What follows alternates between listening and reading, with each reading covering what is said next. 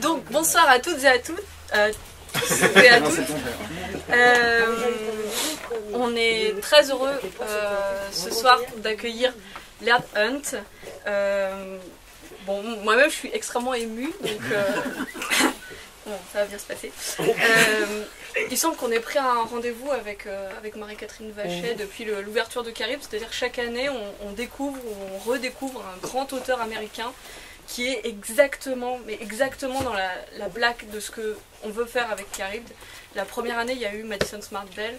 La deuxième année, il y a eu Percival Everett. Et cette année, c'est Laird Hunt. Donc c'est juste... No pressure. Et il y a eu une certaine Eleni Sikeliados. Exactement. De grec, je crois. Ça me dit quelque chose. Ouais. Je vais faire un petit avertissement préliminaire. C'est compliqué de parler des livres de Laird Hunt. Beaucoup du plaisir de lecture tient dans le fait que certains mots-clés ne sont pas prononcés ou arrivent très tard. J'aimerais qu'on tente ce soir de préserver cette découverte-là et voilà, qu'on évite de trop en dire sur qui sont certains personnages ou de quoi il est question exactement. Je vous invite aussi à ne pas lire les quatrièmes de couverture et à vraiment... Merci, ça m'a bien entendu. Et s'occuper d'autre chose, ça m'intéresse. Et à vraiment voilà, rentrer sans a priori et sans images déjà formées dans l'univers de Laird Hunt, parce qu'un des plaisirs, c'est qu'en tant que lecteur, on passe notre temps à former des images avec quelques indices et puis à découvrir que non, c'est pas ça et à systématiquement défaire et refaire ces images mentales là. Donc voilà, ce soir on s'essaye tous et moi, mais vous aussi public, ceux qui l'ont lu, j'aimerais, à une soirée un peu en équilibriste, au plus près du spoiler, mais sans franchir la ligne. Alors, les livres. Je vais parler de trois des livres parus en français. Une impossibilité qui était le premier, je crois. Indiana, les beaux moments obscurs de la nuit, qui est magnifique. Oui. Et Les bonnes gens, le dernier paru la semaine dernière, qui est ultra puissant. New York numéro 2, il faut que je fasse une confession un petit peu... brutale, je ne l'ai pas encore lu. Tant mieux. Ça s'appelle une lacune du patrimoine. Donc voilà, les mails d'insultes sont envoyés à contact@caribe.fr et voilà, vous allez repartir, pour ceux qui découvraient Laird Hunt, avec 4 livres à découvrir. Moi, il m'en restera un en attendant la prochaine traduction en français. Plaisir égoïste. C'est un lait. Donc c'est là que l'équilibrisme commence. Une impossibilité, c'est l'histoire d'un homme qui travaille pour une organisation. Une organisation qui oblige ses salariés à porter des lunettes noires.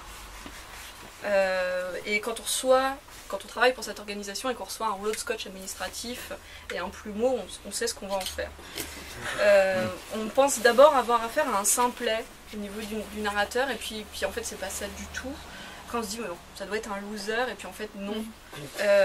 C'est plus compliqué que ça. J'ai pris un petit extrait pour le premier moment où moi je suis tombée sur le...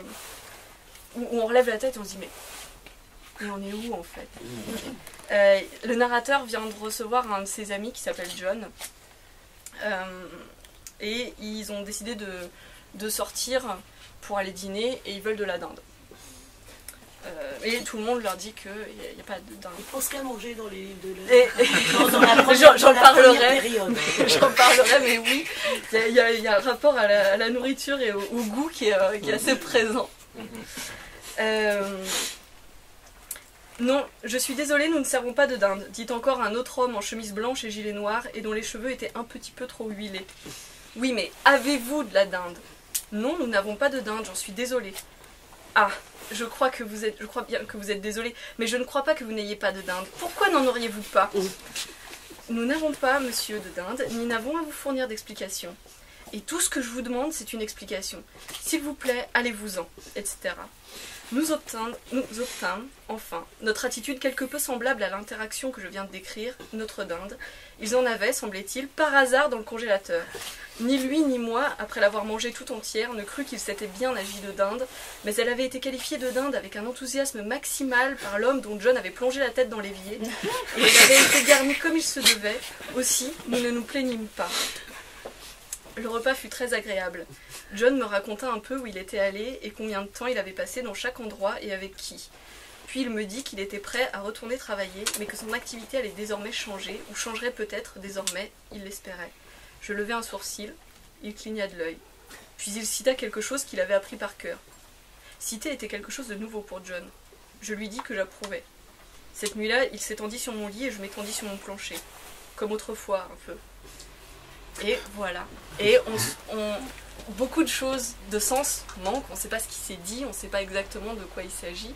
Et c'est ça pendant tout le livre, et c'est fabuleux pour le lecteur de chercher à comprendre exactement de quoi il s'agit, de qui il s'agit, etc. Et c'est...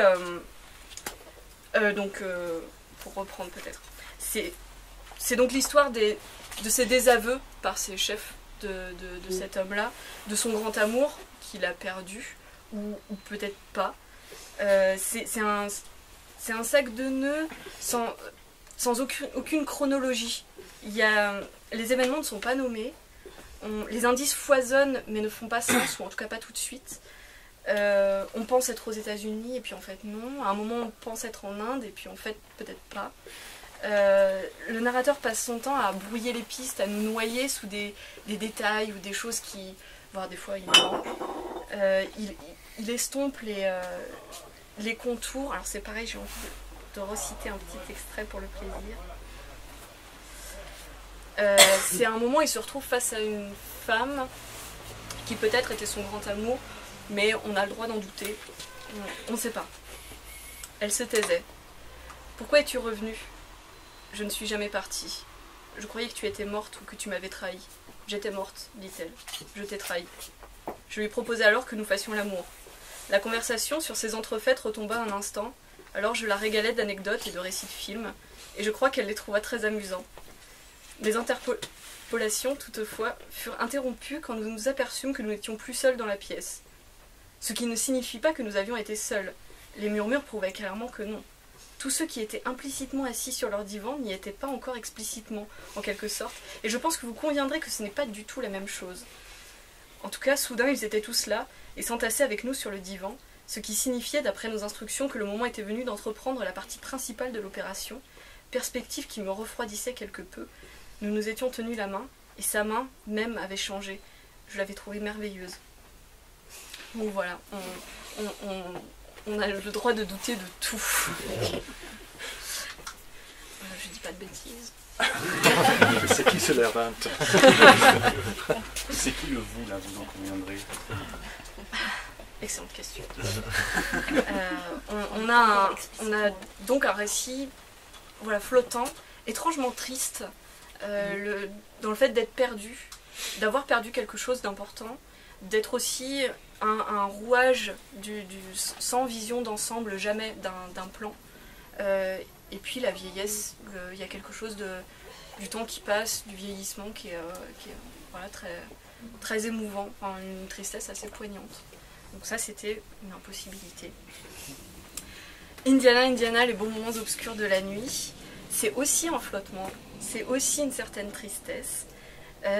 Dans un décor complètement différent, là on est dans l'Indiana rural, on suit la vie de Noé, donc enfant ou peut-être pas, jusqu'à adulte. C'est une vie restituée sans chronologie là non plus, avec une perception très particulière du temps. Un garçon puis un homme simple, hypersensible, qui voit des choses que les autres ne voient pas, qui reçoit des lettres d'une certaine opale, dont à certains moments peut-être on doute qu'elle existe. Dans un paysage rural où les tracteurs rouillent dans les champs, il y a une espèce de folie douce qui plane. Il y a des colporteurs qui viennent pour proposer des produits magiques. Il y a le souvenir des Indiens qui est là dans la terre. Il y a les histoires à 50% de Virgile qui valent leur pesant d'or. Et le fond de l'histoire tient en 2 lignes, enfin 3. J'invente pas, hein, c'est 3 lits. Il était une fois un homme. Il était une fois une femme. Il était une fois un homme et une femme, puis plus rien. C'est tout ce que je peux dire. Moi j'adore, pardon. Mais... Et donc c'est vraiment magnifique.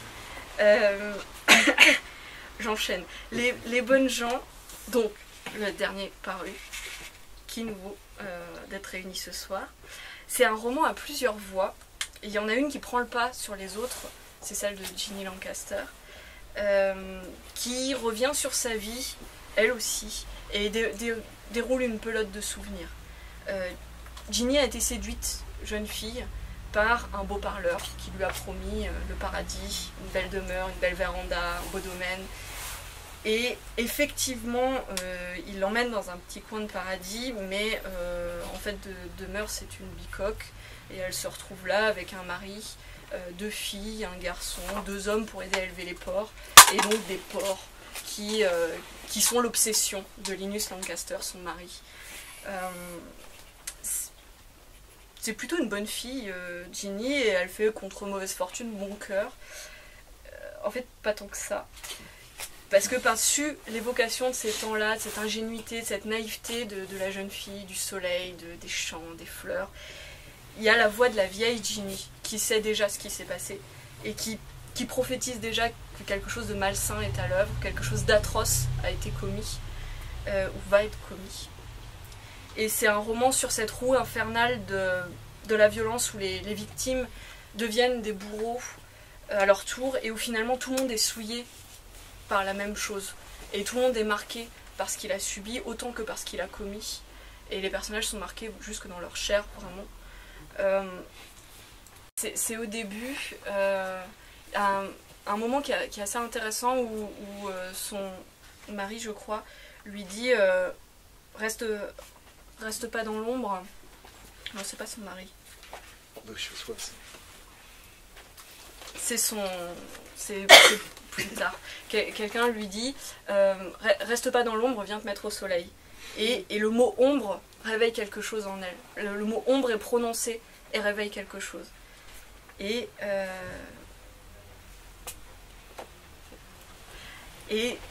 voilà.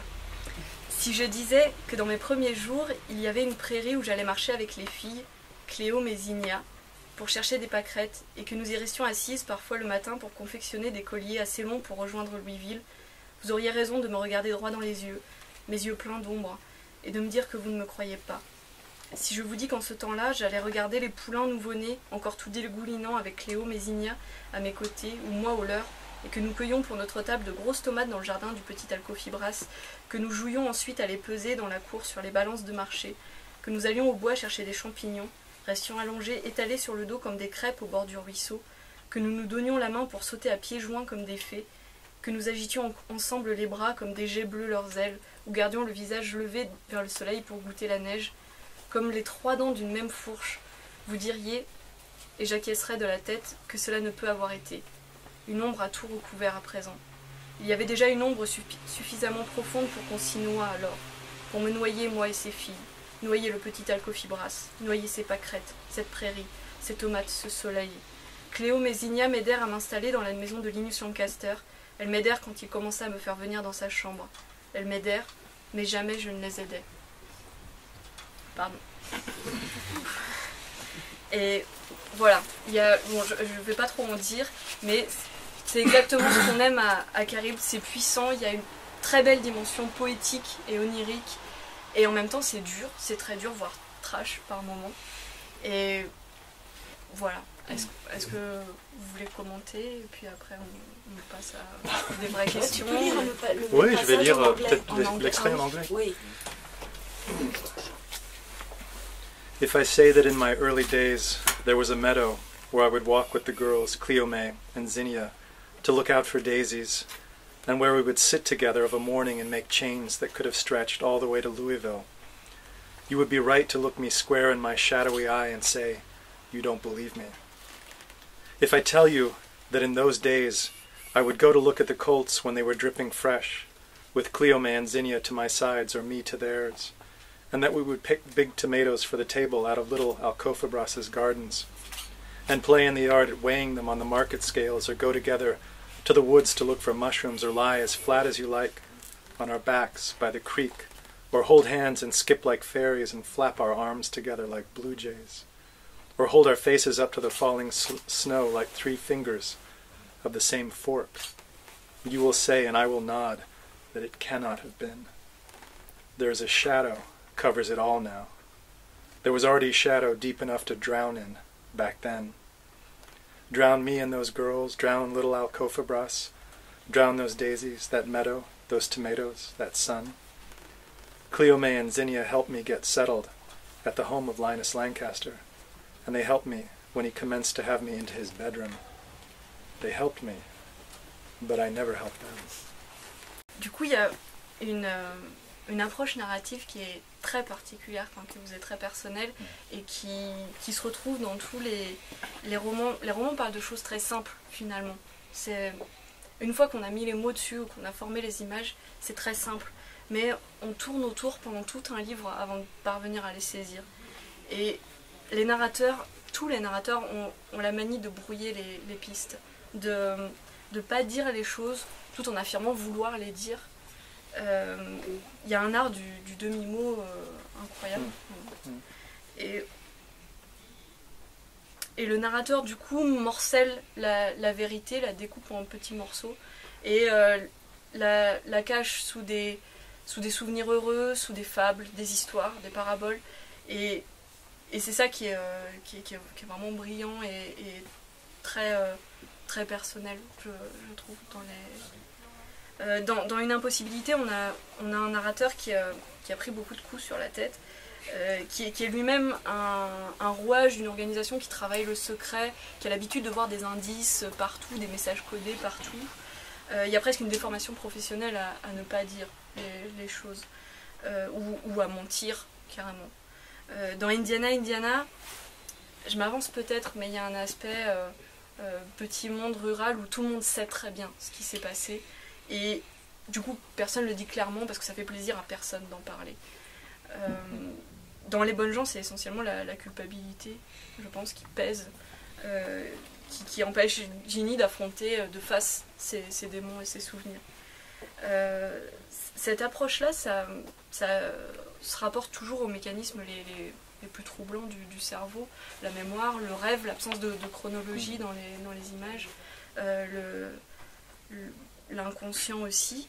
Est-ce que c'est des sujets qui vous passionnent à la base ou est-ce que c'est les narrateurs qui ont pris ce pouvoir-là sur vous au moment de... C'est sûrement les deux, je crois. Moi, je pensais tout à l'heure à 2 phrases de Faulkner qui étaient un grand maître pour moi, comme j'imagine pour tout le monde ici, presque tout le monde peut-être. Mais il disait, comme on sait bien, dans son discours pour le prix Nobel, qu'il faut toujours parler des vérités éternelles, des grandes vérités éternelles, l'amour, la mort, etc., etc. Mais puis il dit ailleurs, et j'aime bien cette phrase en anglais, pour traduire, c'est peut-être difficile pour avoir vraiment la nuance, il dit « You have to complicate it up ». You have to complicate it up. Donc il y a quelque chose qui ne va pas avec la syntaxe là, mais il faut compliquer la chose après. Donc on va parler de l'amour, on va parler de la mort, etc. etc. Mais il faut compliquer la chose. Et là, ça ne pose pas de problème pour moi parce que c'est une donnée, c'est la base, la complication pour moi. Là, je vois le monde comme ça, ma ligne droite est vraiment comme ça, comme Marie-Catherine le sait très très bien, que ça a commencé avec une impossibilité, the impossible, et ça continue avec Les Bonnes gens. Donc même si j'ai suivi 2 pistes dans mon travail, ce sont les thèmes qui s'entremêlent, qui persistent, qui me préoccupent. Ça n'a pas vraiment changé. On peut parler, oui, de l'Indiana et aussi de New York. Une impossibilité se passe surtout à Paris, en fait. C'est vrai? Oui, ça c'est la ville cachée. Pour moi, ça c'est le Venise de Marco Polo. Hein. Pour moi, c'est la ville de base. Sauf qu'il y a un chapitre, une section qui se passe à Athènes. Mais bon, c'est entre guillemets, vraiment, tout ça, c'est entre Oui, guillemets. vraiment penser à Un la peu à glace New York, pistache. peut-être, des souvenirs à New York. mais moi, j'ai bon, la tête j'ai passé des années dans les grandes villes, mais aussi à la campagne. Donc c'est vraiment, je suis entre les deux, et ça me préoccupe et ça m'intéresse toujours de trouver des liens et de raconter des histoires là-dessus. Alors, justement, sur le... je rebondis, sur cet amour de la campagne, il y a un rapport très sensible aux éléments et à la nature dans vos romans. Dans Les Bonnes gens, dans le prologue, c'est un homme qui creuse un puits. Il y a toute la consistance de la terre, il y a l'eau qui est omniprésente pour lui. Ensuite, les porcs vont être presque plus présents que les personnages, comme faire sentir que quelque chose ne va pas. Ils transforment le jardin en boue, il y a les cris des porcs qu'on égorge, il y a une obscénité de la viande que j'ai trouvé horrible et qui fait sentir que quelque chose ne va pas. Il y a l'eau qui est omniprésente dans tout le livre. Alors le puits au début, à un moment quand elle part de la maison, elle doit traverser une rivière. Ça compte comme un passage aussi vers autre chose. Il y a un baptême qu'elle subit. Alors j'ai noté, qui est très chouette. Où là l'eau est extrêmement symbolique. Je me lançais, entrais dans l'eau, et l'eau dont le prêtre avait dit qu'elle pouvait être à la fois robe et ceinture pour quiconque le voulait, s'écarta devant moi de part et d'autre. Je marchais sur le fond, et ce faisant, vis l'eau s'éloigner en même temps, quittant même la boue, si bien que mes souliers empruntés restèrent secs. Le prêtre prononça ces mots sur le salut, le sang du bon agneau, m'inclina vers l'arrière puis me repoussa en avant, mais l'eau s'était en allée, et quand je me relevais, j'étais sèche. Je sais que le prêtre le savait, car quand il répéta ces mots sur la robe et la ceinture, il me les chuchota à l'oreille sans jamais dire amen, et quand il en eut fini de ses chuchotements, et je sais que la vieille femme savait, car quand je revins sur la rive, elle dit que le mieux à faire était de m'asseoir dans l'herbe près des buissons enguirlandés avec les autres, et, sèche ou mouillée, de me recommander à lui, qui rôdait partout, à lui qui traversait les ombres et les passages obscurs à nos côtés, à lui qui finirait par passer le malin à la herse, et par offrir, même à ceux dont l'eau ne voulait pas, et que l'eau n'aidait pas, un joyau de sa couronne scintillante. Elle est belle la traduction. Elle est très belle la traduction. En tout cas, c'est très fluide et c'est très sensible. Et dans Indiana aussi, on a un décor rural qui est très présent. Bon, ça se passe dans une ferme, c'est normal. Mais même dans un roman plus urbain, comme Une impossibilité, il y a une sensation sur la lumière ou un oiseau sur une fenêtre ou dans un parc. Il y a quelque chose d'extrêmement... Ouais, les éléments et la nature, les animaux qui sont extrêmement présents. Et le goût, alors là c'est les gâteaux et le sucre dans Une impossibilité. On a la viande dans Les Bonnes gens. Dans New York numéro 2, tu auras des harengs. T'entends. Il y a le menu complet, il y a tout ce qu'il faut. Tout ce qu'il faut. Et en parallèle, c'est assez étrange parce qu'on a voilà, cette hypersensibilité au décor, et en parallèle on a des personnages qui sont presque fantomatiques. Des relations entre les gens qui ne sont pas nommés, que ce soit le mariage, la filiation, etc. Alors, dans Les Bonnes gens, je ne vais pas en parler parce que justement on passe notre temps à se demander quelles sont les relations entre les gens, et c'est ça qui est intéressant. Dans Indiana, les gens sont évoqués par leur prénom longtemps avant qu'on sache exactement quels sont leurs liens. Dans Une impossibilité, on a un narrateur qui parle de ces interactions avec les gens sans qu'on sache vraiment s'ils ont parlé, s'ils ont couché ensemble ou s'ils se sont frappés. Il y a des interactions. Et à part Doe et John, aucun de ces interlocuteurs n'est jamais nommé. Et donc voilà, il y a des présences presque fantomatiques. Mais comment? Quoi? Quoi? Je vois les gens comme ça. Je crois en la terre. Moi. C'est comme ça que vous voyez vos contemporains. Il a une vie fantastique. Ah oui. Non, c'est intéressant, j'apprends des choses. Non, c'est vrai qu'on n'y pense pas vraiment en écrivant les livres, même les thèmes qui reviennent comme ça, et les idées. Je n'ai pas trop réfléchi, mais ça me semble très juste. C'est intéressant, je pensais, quand vous parliez des éléments, surtout de la terre, etc., de ma grand-mère qui m'a élevé dans cette farm en Indiana. Et il me semble, même maintenant qu'elle est décédée, hélas, que quand j'entends sa voix dans ma tête, je retrouve ces éléments. Je retrouve la terre, je retrouve l'eau, je retrouve, je ne sais pas, cette ferme qui était là-bas. Donc je suis un peu hanté par les voix. C'est peut-être ça, je suis hanté par toutes ces voix qu'on trouve dans mes livres. C'est une question, oui, c'est un peu comme des fantômes. C'est pas que j'y crois pas, j'y crois, mais c'est des gens un peu qui sont là et qui sont pas là à la fois. C'est peut-être, comment dirais, I'm oversharing. Mais ma vie a été un peu comme ça. Mais tu lisais beaucoup André Breton quand tu étais petit? Ah, pas mal. C'était un peu plus tard. Mais... Ah, ouais. Non, parce qu'il y a quelque chose de surréaliste. C'est vrai, il y a une vraie dimension. Enfin, c'est peut-être pas un bon parallèle, mais c'est vrai que c'est... Nadja était énorme pour moi. C'est nocturne, c'est des chemins, comme ça.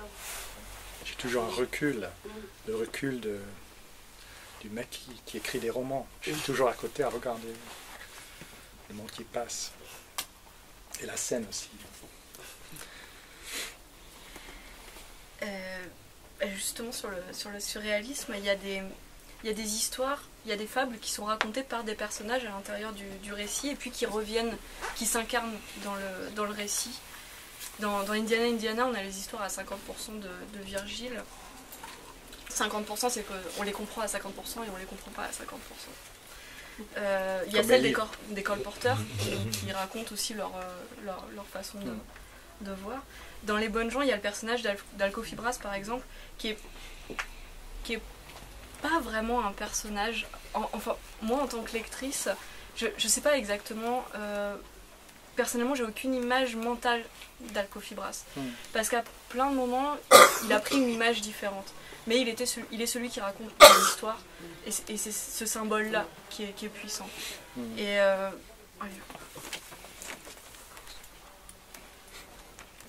je vais pas toutes vous... Elles sont toutes bien, les histoires d'Alcofibras. Mais il y en a deux. Il y a celle avec les crânes, je vais pas vous la dire parce qu'elle est belle et vous allez la découvrir. Et il y a celle sur l'écorce noire et celle sur la pâte humide. Et voilà. Donc, il y avait celle sur l'écorce noire et celle sur la pâte humide.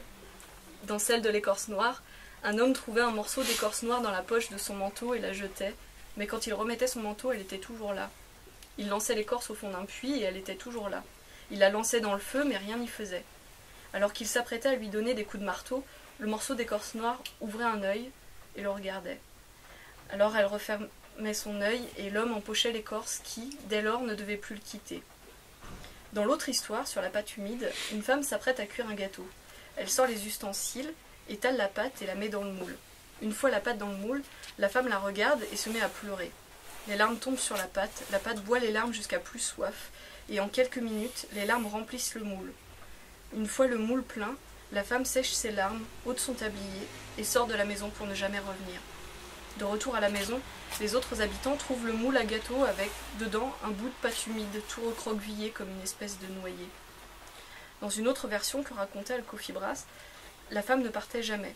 Elle se contentait de pleurer sans s'arrêter, jusqu'à ce que tout ce qu'elle avait d'humide en elle fût tombé sur cette pâte qui absorbait tout, et après quoi la femme se flétrissait et tombait en morceaux épars sur le sol. Une histoire pareille, vous l'entendez une fois et elle ne vous quitte plus. Elle passe la porte avec vous, elle vous suit au travail comme au repos, vous sautille dans la tête et y court en tous sens comme une araignée.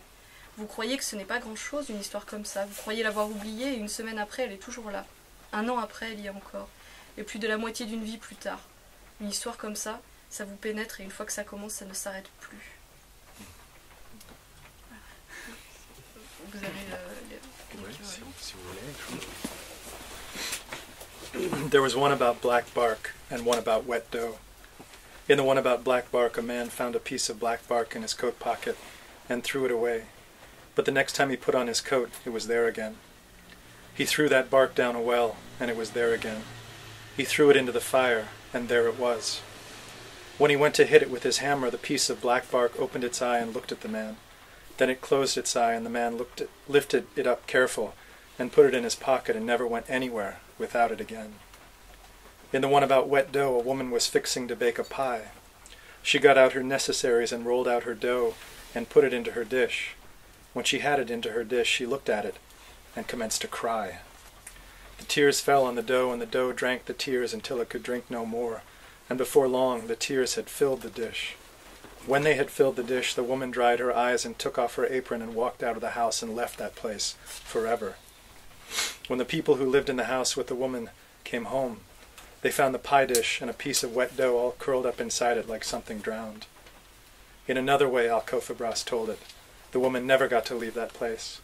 She just cried and cried until everything wet in her had fallen into that dough, and the dough drank it all, and she just shriveled up and fell into pieces on the floor.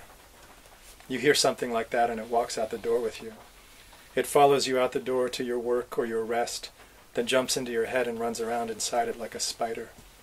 You think there isn't much to a story like that, and you think you've forgotten it, and a week later it's there, a year later it's there, half a whole lifetime later it's there. Something like that gets in you and gets started, and it doesn't stop. Et quand Ginny s'en va de la maison, à un moment elle doit passer une rivière et le passeur la laisse passer parce qu'elle a une écorce noire dans la poche. Et l'histoire s'incarne dans la réalité du récit.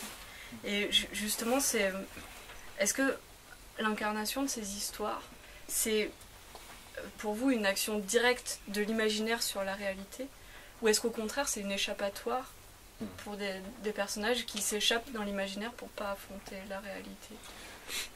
C'est intéressant, c'est pour moi, je suis un peu comme peut-être Murakami qui dit, pour lui c'est la supernatural, surnaturel, merci. Et la réalité, il n'y a pas de grande différence entre les deux. Parce que pour les Japonais, comme vous le savez bien, la religion nationale, c'est le Shinto. Donc c'est animiste. Donc c'est là pour eux, vraiment un peu comme pour certains pays, certaines traditions africaines. Et j'évoque au début, à la fin, dans la version française, ce grand écrivain nigérien, Amos Tutuola, qui écrivait des paraboles, qui a créé, presque créé une langue dans l'anglais. Il a trouvé un anglais dans l'anglais pour raconter ses histoires à lui. Et ça m'a beaucoup influencé pour le livre. Donc on ne va pas trouver l'écorce noire et la pâte mouillée dans ses livres à lui, mais cet esprit-là est là-dedans. Et pour lui aussi, il ne voyait pas de grande différence entre la surnaturel et la réalité. Et moi, je suis un peu comme ça, je trouve. C'est bizarre pour quelqu'un qui a passé la moitié de sa vie dans les grandes villes.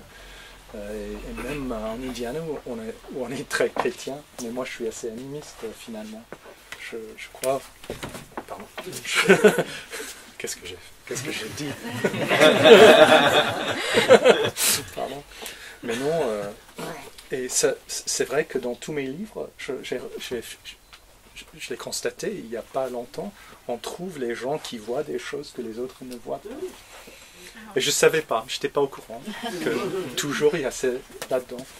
Et pour moi, les paraboles, c'est une façon de parler dans un langage secret. Parce que c'est vrai que tout le monde peut raconter des paraboles, tout le monde connaît les contes et les fables et tout ça, mais c'est quelque chose qu'on articule rarement, vraiment, de nos jours surtout. Ça fait partie de la tradition, c'est vrai, on lit les fables de La Fontaine, etc. Mais pour moi, c'est quelque chose de très personnel. Et on a ces paraboles à lui. Et mes personnages en ont beaucoup, paraît-il. Mais maintenant, tu mets dans tes livres quelques photos Ah oui, des photos aussi. Ah oui, ça c'est un peu comme des paraboles. Complètement floutés, comme des visions, des trucs qui... C'est nouveau ça. Oui, c'est vrai. Dans le prochain aussi, ce sera. Oui, oui c'est vrai. Et ça, c'est vraiment la matérialisation de cet aspect visionnaire. C'est vrai. J'y avais pas pensé, mais... Oui, ça, c'est des photos que j'ai prises avec un appareil en sténopée. Oui. Donc, c'est une technologie très ancienne, mais avec une pellicule une pellicule moderne. Donc, c'est les deux mondes qui se heurtent un peu. Le passé et le maintenant dans ces photos. Mais ça, justement, c'est un aspect qui nous a énormément plu à Caribe. Enfin, nous, on est vraiment friands de fantastique, de genre. Et c'est ça qu'on adore, c'est quand un écrivain de littérature, on va dire générale, n'a pas de scrupule à tutoyer le genre. C'est un fantastique tout à fait personnel et en même temps parfaitement assumé qui fait partie de beaucoup dans le fait que les livres m'ont séduit et les personnages qui voient des choses. Dans Indiana, il y a le passage de l'horloge que j'aime beaucoup. Pendant de nombreuses années, Noé voyait des choses, toutes sortes de choses. Il y avait des visions, rêvait tout éveillé. À présent, comme tout le monde, les seules choses dignes d'intérêt qu'il voit lui apparaissent quand il dort, et pendant très longtemps, des choses intéressantes lui apparaissaient quand il était éveillé. C'est ainsi qu'un jour, alors qu'il était dans le champ au sud de la ferme, Noé avait vu une horloge. Il n'avait pas demandé à Virgile, qui conduisait le tracteur, s'il la voyait aussi, il savait bien que non, mais il lui avait demandé de s'arrêter. « Que vois-tu » ? Une horloge. Comment est-elle ? Grande, ancienne, avec des fleurs gravées dessus. Il y a aussi un de ces trucs qui se balance. Un balancier, sûrement. Tu dis qu'il se balance ? Virgile avait arrêté le tracteur et Noé en était descendu et était allé jusqu'à l'horloge que Virgile ne voyait pas et qui, selon Noé, était plus grande que d'eux, là-bas au bout du champ. Elle fait tic-tac, avait dit Noé. Virgile avait hoché la tête, il avait souri. Et elle indique quelle heure ? Déjà auparavant, Noé avait vu d'autres choses dans les champs. Un jour, il avait vu un vieil homme vêtu de daim, tenant dans une main un bois de serre et dans l'autre une géode brisée, si bien que l'intérieur déchiqueté couleur lavande brillait dans la lumière du soleil. Un autre jour, il avait vu une cabane de bois dont Virgile avait appris plus tard qu'elle avait été démolie 75 ans plus tôt. Il était entré dedans, s'était assis au bord d'un feu de bois et Virgile l'avait vu se parler à lui-même, assis en tailleur sur le sol. Un autre jour, il n'avait rien vu, absolument rien. Les champs, les barrières et le ciel au loin s'étaient tout simplement évaporés. Et un autre jour, il avait vu quelque chose qui lui avait donné le frisson par la suite quand il y avait repensé, et qu'il avait qualifié d'étranges épaisseurs dans l'air. Cette fois, quand l'horloge avait eu disparu, Noé avait pris un bâton et s'était mis à retourner la terre compacte du bord du champ, mettant au jour une riche tourbe d'un noir charbon qui était, disait Virgile, nourrie de fibres de chêne, et qui grouillait de verre. Après quelques instants, Noé avait heurté un obstacle. Plongeant sa main dans la terre, il en avait sorti les restes presque entièrement rouillés de ce qui s'était avéré être le cadran de l'horloge à balancier de l'arrière-grand-mère de Noé. Et ils vont ramener l'horloge dans la cuisine et Ruby, qui est là, va désigner un vide dans une encoignure du mur et va dire c'est là qu'elle se trouvait et ressortir des souvenirs de quand elle était petite. Et Noé voit ça, est extrêmement sensible à des souvenirs qui restent et qui remontent parfois aux Indiens. Et voilà, il y a un vrai fantastique clairement assumé. Il ramène les restes de l'horloge, on les voit, on le sait. Dans une impossibilité, c'est plus compliqué parce qu'on ne sait jamais, on doute toujours. On ne sait jamais si les gens existent ou pas, si le personnage est hanté par le fantôme de son amour perdu ou le souvenir de son amour perdu, ou si vraiment il le recroise vraiment, ou si peut-être qu'il n'a jamais connu cet amour-là et qu'il se l'est construit, on ne sait pas. Et on doute toujours. Et c'est une part du fantastique, ce doute-là. Et il y a une dimension dans les bonnes gens légendaires, mythiques, qui est... Alors, Claro, dans sa critique, a mis sur les porcs comme espèce de référence peut-être à des gens transformés ou quelque chose de mythique comme ça. Il y a aussi un ton qui est presque biblique. Le tout début, quand Ginny prend la parole pour la première fois, elle dit « Jadis, j'ai vécu en un lieu peuplé de démons. J'en étais un aussi. Je suis vieille et j'étais jeune alors, mais en vérité ce n'est pas si lointain. Le temps a tout simplement pris la chaîne qu'il m'avait mise et lui a donné un tour. Je vis maintenant dans l'Indiana, si l'on peut dire que le temps que je passe dans cette maison, c'est vivre. Je pourrais tout aussi bien être dans les fers, une chose se mouvant sur terre par embardée. Par un beau matin du monde, j'étais dans le Kentucky. Je me souviens de tout. Les citoyens de l'anneau des enfers sur lequel j'ai déjà planté ma bannière, n'oublie pas. » Oui, si l'Odyssée peut tourner en cauchemar. Et ça se répète dans presque tous mes livres, ça aussi. Les gens sont toujours en marche, sont toujours en train de chercher quelque chose qui n'est plus là, qui est peut-être là, mais on ne peut pas être sûr. Mais là, avec les bonnes gens, oui, c'est vrai qu'avec les porcs, on pense à l'épisode de l'Odyssée. J'y avais pas pensé, mais c'est curieux parce que le prochain livre qui va sortir en mois de septembre aux États-Unis est l'histoire d'une femme qui se déguise en homme pour aller se battre dans la guerre de sécession. Et c'est vraiment l'inverse de l'Odyssée, c'est Pénélope qui va à la guerre et Odysseus qui reste à la maison. Et j'appuie pas trop dessus, c'est pas trop lourd, mais c'est là-dedans les thèmes. Et les porcs aussi. Il y a des porcs aussi dans ce livre-là. Ça m'intéresse beaucoup. On les sentait de loin en Indiana. Les grandes fermes avec trop de porcs sur la terre. Et c'était vraiment cauchemaresque.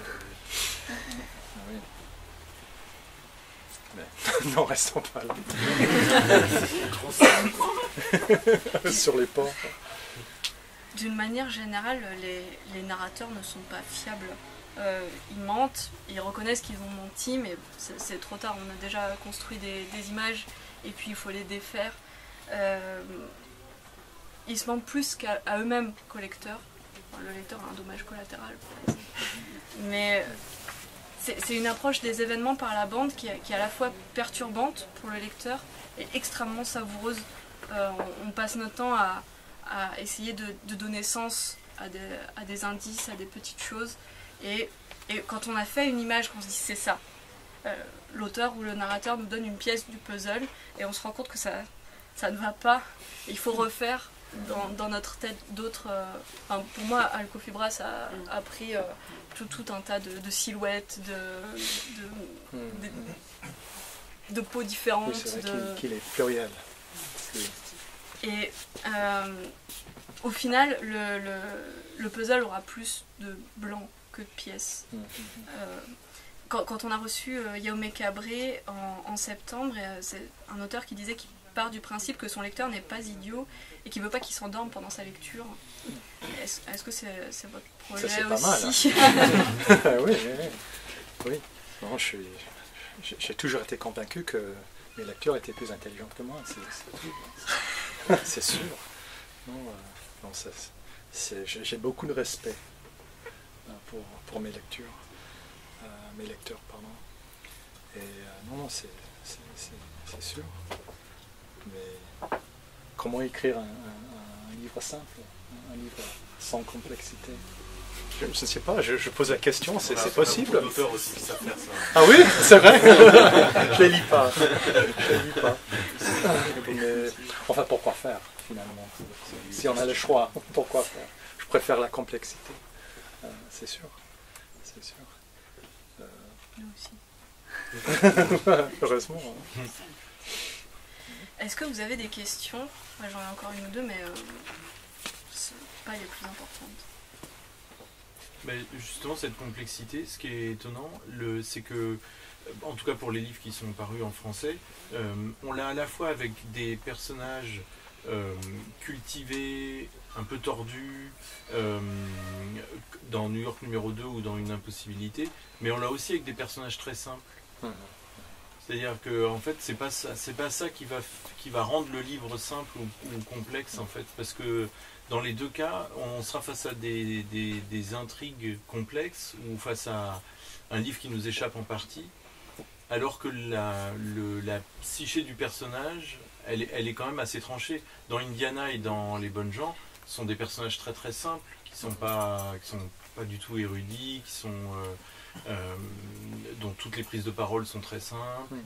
Et alors que dans les deux autres, au contraire, on est face à des raisonnements très pervers, face à des mises en scène très compliquées, très fuyantes. Et pourtant, voilà, ça donne à chaque fois des récits complexes. C'est intéressant. Ah oui. Pour moi, avec Les Bonnes Gens, c'était beaucoup plus simple l'enjeu de complexité, paraît-il, parce que cette femme qui parle, qui raconte son histoire difficile, dure, a été victime et bourreau au même temps. Elle était les deux. Donc, il fallait que ça soit assez complexe. Comment raconter ça? Comment raconter ça?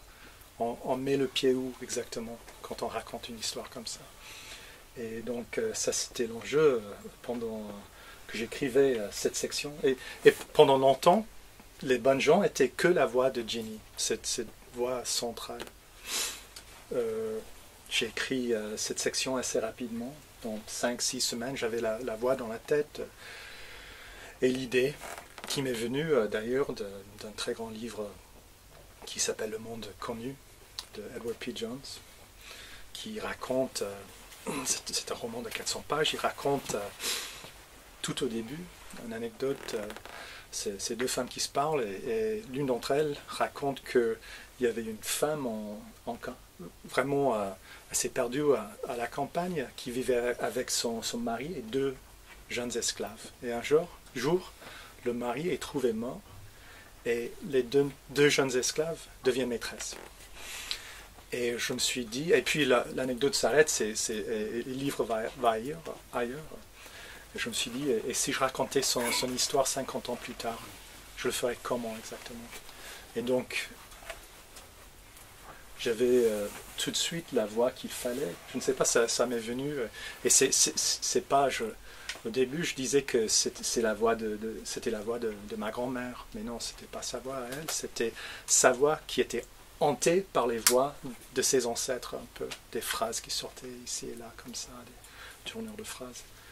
Et c'était très très rapide. Mais après, donc 5-6 semaines, mais puis 2 ans, 3 ans sont passés. Et le livre était que 100 pages, mais c'était pas terminé.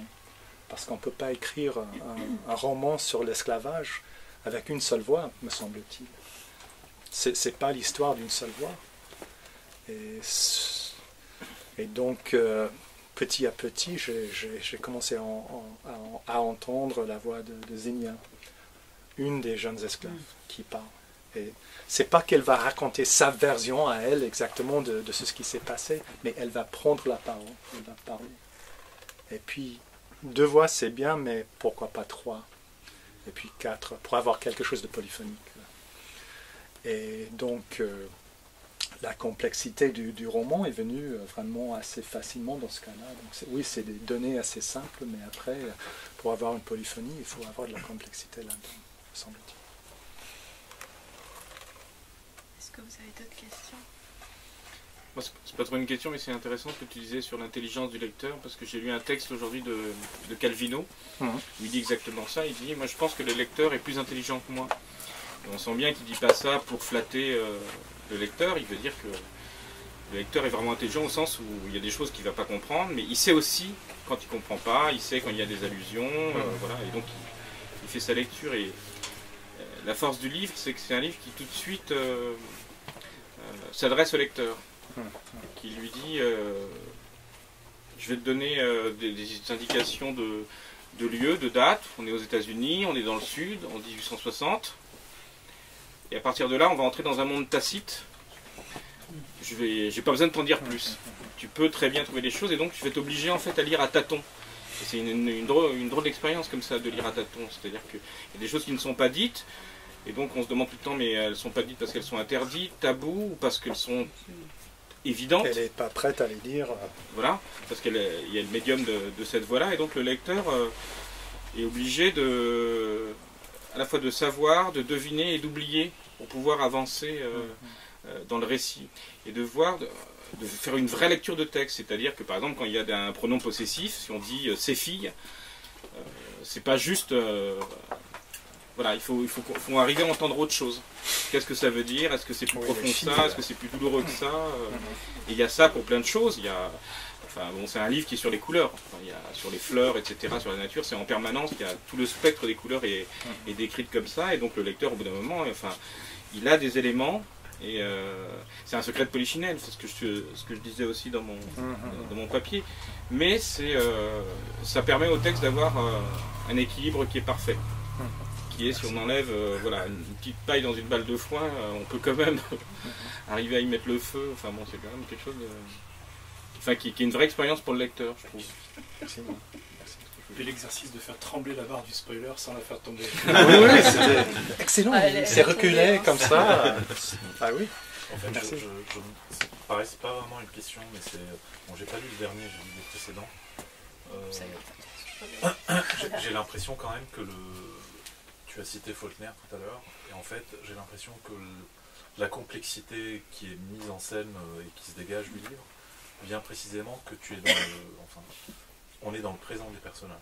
Et donc forcément la réalité apparaît avec tous les trous, les opacités et les nœuds, les non-dits qui sont ceux des personnages en fait. Donc, le narrateur n'en sait pas plus que les personnages qui sont dans les livres. Donc c'est pour ça qu'il y a un doute fondamental sur ce qui arrive, ou en tout cas pas forcément un doute, mais un manque d'intelligence, enfin tout n'est pas encore rationalisé, ordonné, etc. Donc ça vient avec un grand désordre et il faut circuler à l'intérieur. Et c'est pour ça que on a l'impression que c'est presque une forme d'enquête, il avance, il recule, etc. Mais c'est parce que la réalité apparaît comme ça en fait. Si on la met pas tout de suite sous la coupe de la raison et de la rationalité. C'est in medias res, mais des années plus tard. Un peu. C'est toujours ça, c'est vrai, c'est juste. Ça. Oui, c'est peut-être parce que j'ai passé des années avec ma grand-mère qui racontait des histoires de sa vie, mais il y avait toujours des trous, et c'était différent à chaque fois, à chaque répétition. C'était assez incroyable, mais c'était moins ennuyeux, comme ça. C'est vrai. Mais je ressens la vie comme ça. Quand je raconte... oui, l'écrivain n'en sait pas plus que le personnage, que le narrateur. C'est vrai. Moi, j'écris comme ça. Je tape comme ça.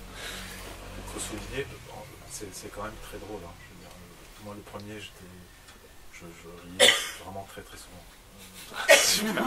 Tant mieux. Ça, j'ai fait exprès. Encore parce que c'est un livre que j'ai lu il y a 10 ans, au moment de sa parution. Je crois que c'était en 2004, 2005. Et je me souviens d'une phrase quasiment où il est avec un autre personnage et qui le frappe. Et il termine la phrase par « cet arrangement entre nous a duré pendant... » Ah oui, c'est pas mal. Mais ça, c'est la traduction. Je ne sais pas ce que ça donnait en anglais. Je ne retiens pas la phrase, moi, hélas. Mais merci. Oliva. Moi, il y a un rapprochement qui m'a beaucoup frappé dans les bois de genre avec Bolaño. Ah oui. Parce qu'en fait, il y a un contexte historique très précis. Et finalement... il est laissé en suspension, quand on doit le deviner, même s'il est dit. Et je pense à Nocturne du Chili, où il y a ça c'est un grand livre. Il y a un personnage qui est non fiable. Et là c'est pareil, on a un narrateur plusieurs narrateurs quand même à côté qui est non fiable. Et qui raconte une histoire du mal en fait qui va au-delà de l'histoire précise qu'il racontait, qui est une histoire du mal plus grande que... Et c'est aussi un livre assez court, Nocturne de Chili. Oui, c'était le premier livre de Bolaño que j'ai lu. Je l'ai lu 3 fois en fait. C'est magnifique. J'aime beaucoup les autres, mais pour moi, les récits plus courts m'intéressent beaucoup en ce moment. Pas toujours, mais en ce moment. Oui. Merci pour cette remarque.